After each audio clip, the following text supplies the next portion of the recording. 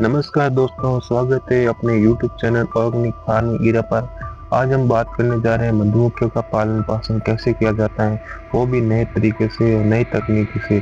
आज हम बात करने जा रहे हैं अमेरिका के एक शहर का नाम है पुरुष डिकोटा, जहाँ पर मधुमक्खियों का विशाल रूप से लालन पालन और पोषण किया जाता है और वहाँ पर किस तरीके से किस प्रोसेस से ये सब किया जाता है वो हम इस वीडियो के अंत तक जानेंगे। इसलिए वीडियो को पूरा जरूर देखें और चैनल को लाइक और सब्सक्राइब जरूर मार दें। दोस्तों चलते हैं, इस वीडियो को शुरू करते हैं और देखते हैं कि किस तरीके से मधुमक्खियों का पालन और पोषण होता है और किस तरीके से उसकी तकनीकी से उसको बाहर निकाला जाता है। तो चलते हैं, शुरू करते हैं।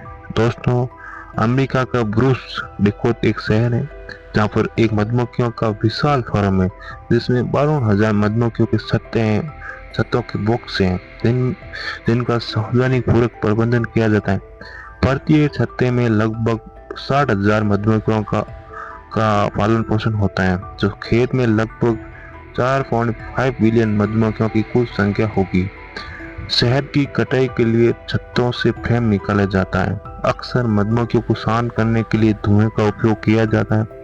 शहद की कटाई के लिए तैयार होता है तब 80% कोशिकाएं ढकी हुई होती हैं, जो कि शहद से भरी होती हैं ताकि इसकी नमी और गुणवत्ता बनी रहे। संयुक्त राज्य अमेरिका में बॉक्स स्टाइल हवा मधुमक्खियों को तरीके से निकाला जाता है, जिसमें निचले बॉक्सों में मधुमक्खियों को रखा जाता है, ऊपरी बॉक्स में शहद के फ्रेम होते हैं।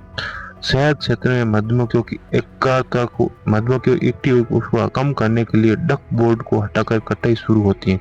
फिर फ्रेमों को सावधानी पूर्वक निकाला जाता है और उसको अनकैप किया जाता है और सुविधाओं में सुधार करने के लिए किया जाता है।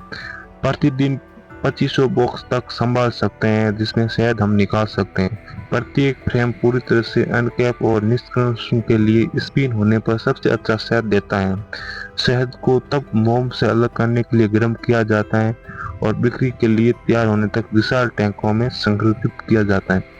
ये ऑपरेशन सालाना 5.8 बिलियन पाउंड का शहद उत्पादन करता है, जो ब्रूस और आसपास के क्षेत्रों से प्राप्त होता है।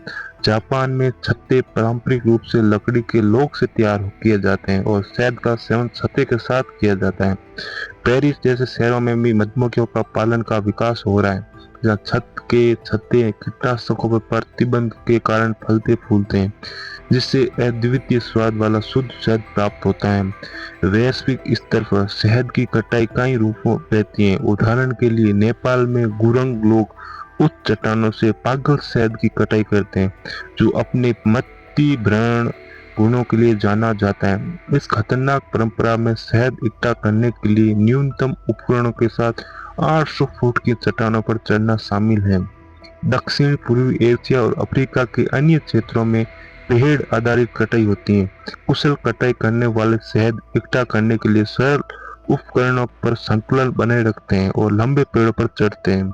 इन क्षेत्रों में खानाबदोश मधुमक्खी का पालन वार्ताओं में पूरे विश्व वर्ष विभिन्न स्थानों पर छत्तों को ले जाना शामिल है, जिसके परिणाम स्वरूप विविध समृद्ध स्वाद वाला शहद प्राप्त होता है।